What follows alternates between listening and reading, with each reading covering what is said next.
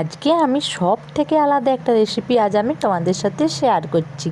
তো এটা দেখে নিশ্চয়ই বুঝতে পারছো এগুলো হচ্ছে ঝিঙে। তো ঝিঙে আজ আমি রান্না করব, ঝিঙের তরকারি।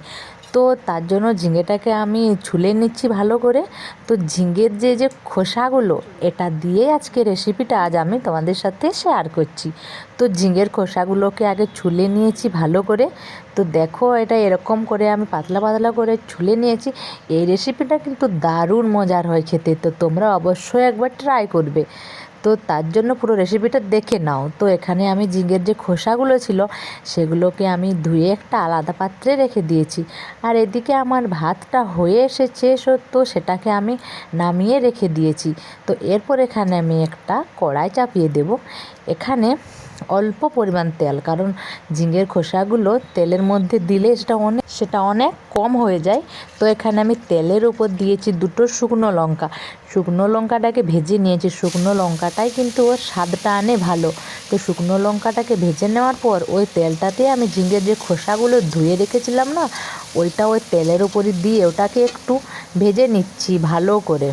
একটু লালচা লালচা করে ভেজে নিতে হবে, সেটা তোমরা একটু ভালো করে দেখে নেবে যে ভাজা হয়েছে কি না।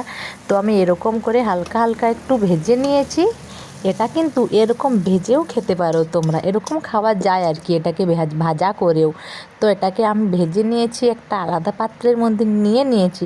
তো এখন যে আমি দুটো শুকনো লঙ্কা ভেজে নিয়েছিলাম, তো শুকনো লঙ্কাটাকে ওর উপরে দিয়ে দিয়েছি। তো চলো এরপর হচ্ছে আসল কাজ, এটাকে ভালো করে পাটিতে থেঁতো করে নিতে হবে, মানে অনেক সুন্দর করে, মানে পাতলা পাতলা করে বেটে নিতে হবে, না হলে যে ঝিঙের খোসার যে সেই শিরগুলো থাকে না, ওগুলো বাজে লাগবে আর কি, দাঁতে লাগলে। তো এটাকে একদম ভালো করে পাতলা পাতলা করে করে নিতে হবে।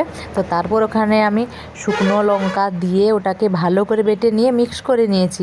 আর হ্যাঁ, এখানে আমি নুন দিইনি, কারণ যখন আমি ঝিঙের খোসাগুলো তেলে ভাজছিলাম না, তখন আমি অল্প পরিমাণ নুন দিয়েছি। হ্যাঁ, আর নুনের পরিমাণটা একদম কম, কতগুলো ঝিঙের খোসা থেকে আমার এইটুকু হলো, দেখেই তো বুঝতে পারছো। এর পরিমাণ অনুযায়ী কিন্তু নুন দিতে হবে, না হলে কিন্তু এটা তেতো হয়ে যাবে, সেটা একদমই ভালো লাগবে না খেতে।